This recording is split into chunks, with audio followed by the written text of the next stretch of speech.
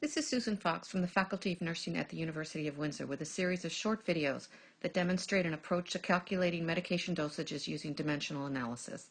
One of the best things about this particular approach to calculating medications is that it doesn't require memorizing any formulas. Regardless of what type of medication or IV calculation you're doing, all you need to do is consistently apply two very simple concepts that you learned in grade school, math concepts that is. In the first video, I'll review these concepts and then I'll provide just two very simple examples of oral medications that show how these concepts are applied in the calculation of medication dosages. In subsequent videos, I'll step it up with a little bit more complicated medication problems that also use the very same and very simple concepts. So the first concept or principle of dimensional analysis that you need to apply when calculating medication dosages is the principle that any number or value divided by itself or by an equivalent value is equal to 1. So as a very simple example, we know that 4 divided by 4 is equal to 1. Similarly, using an algebraic variable or expression of x, we know that x divided by x is also equal to 1. And now using some calculations or some values that we might use in medication calculations, we know, for example, that 60 minutes divided by 1 hour, which is an equivalent value, is equal to 1. Because 60 minutes is basically equal to 1 hour, that's one number divided by itself, and that's equal to 1. So we can also similarly say that 1 hour over 60 minutes is also equal to 1. Again, because these are equivalent values, it doesn't matter whether you put the 60 minutes in the numerator or in the denominator because they're equivalent, and when you divide them by themselves, they're equal to 1. Another example is that we know that 1 gram is equal to 1,000 milligrams, and therefore 1 gram divided by 1,000 milligrams is equal to 1. And that is also equal to 1,000 milligrams over 1 gram, because it doesn't matter which one is on the top or which one is on the bottom.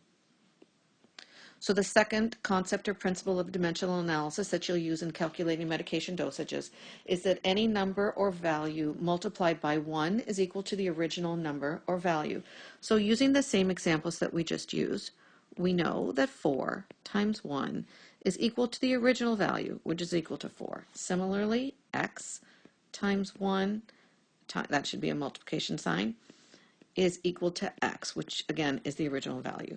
We can also say then that 1 gram times 1 gram, or times 1, is equal to 1 gram, and similarly 60 minutes times 1 is equal to 60 minutes.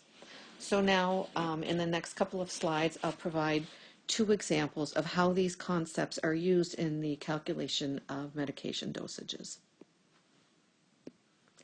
Suppose, for example, you have an order that requires that a patient be given Lasix 80 milligrams PO, and we go to the Pyxis or the medication supply, and we find that Lasix is supplied in 40 milligram tablets. So what you need to know is how many tablets do you need to administer.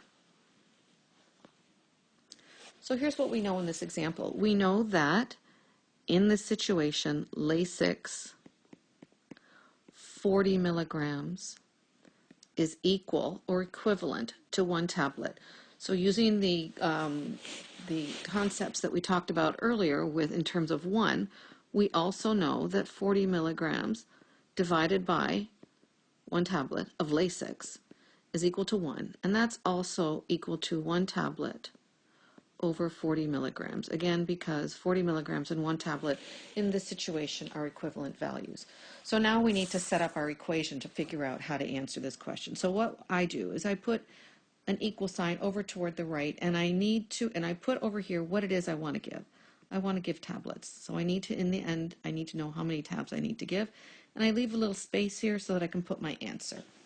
Then on the far left, because I never know how much I'm going to have to calculate, how many times I'm going to have to multiply, I'm going to put the order over here. So what it is I need to give, I need to give 80 milligrams, and at this point, we always need to keep our units straight. So we always are using our units. So now I'm going to use the concept of multiplying by 1. So both of these values are equal to 1. So I can choose any one of these values, either one of these, and multiply it by 80 milligrams and end up with the value that I want to give, which is, it won't change the value. So, but what I want to do is I want to choose which one of those, this one or this one, that will cancel out units such that I'm left with the number of tablets that I need to give. So if I multiply by this one, for example, I'm going to multiply by 1 tablet over 40 milligrams. Note that I'm doing the straight line and I'm putting the number sort of one on top of the other, and I'm keeping my units straight. So I can see here that milligrams cancel and tabs are left on top. So I'm done with my calculation. I know that I have tabs on top and that's what I want to give, and there are no milligrams in my equation anymore. So now all I need to do is the math, and I can say that 80, there's no units now, times 1 tablet all over 40, no units, is equal to basically 80 times 1 over 40, and we know that the tabs are going to remain over there in the outcome, and that is equal to 2. So I'm going to give 2 tablets. Now supposing you didn't, oopsie, here, I'm going to erase, I'm going to try and erase all this, but it's not letting me. All right, let's just do it over here. Supposing you chose the wrong value. Supposing you use that one. So we had tabs over here, and we started with 80 milligrams, and you mistakenly selected this one. I'm going to multiply by 40 milligrams over 1 tablet, because it is equal to 1, so you're not changing anything. It's still correct, but the problem is now your units are going to be milligrams squared over tabs, and that is not at all what you want, so you know automatically that you chose the wrong ratio. And so you would just switch it and try the other one. So let's do one more example. A little bit more difficult because you might not be able to do that one in your head. Okay, so we have an order of digoxin, 0.0625 milligrams PO, and digoxin comes in 0.125 milligrams per tablet, and the question is, how many tablets do you need to give? So again, we can start out with saying we know that in this situation, 0.125 milligrams is equal or equivalent to 1 tablet. And therefore, we can say that 0.125 milligrams over 1 tab is equal to 1 tab over 0.125 milligrams, both of which are equal to 1. So we can multiply by either one of those. We just want to choose the one that will help our units to work out the best. So again, the question is, how many tablets? So I'm going to put over here on the far right, tablets, put a little bit of space for my answer, put my equal sign, and over here I'm going to put my order, which is 0.0625 milligrams. And I'm going to multiply by 1, because I'm not changing anything if I multiply by 1. But again, let's look at the 2 options I have. I can choose either this one or this one, and to multiply, because they're both equal to 1, but I want to choose the one that's going to get me the units that I want. Therefore, if I multiply by this one, which is exactly the same as the other one, as the other previous example, but they're not all like that. So in this case, I'm going to choose that value of 1, which is 1 tablet over 0.125 milligrams. And again, I see my milligrams cancel. I'm now left with the units that I want. I want tabs on the top, which I have right here.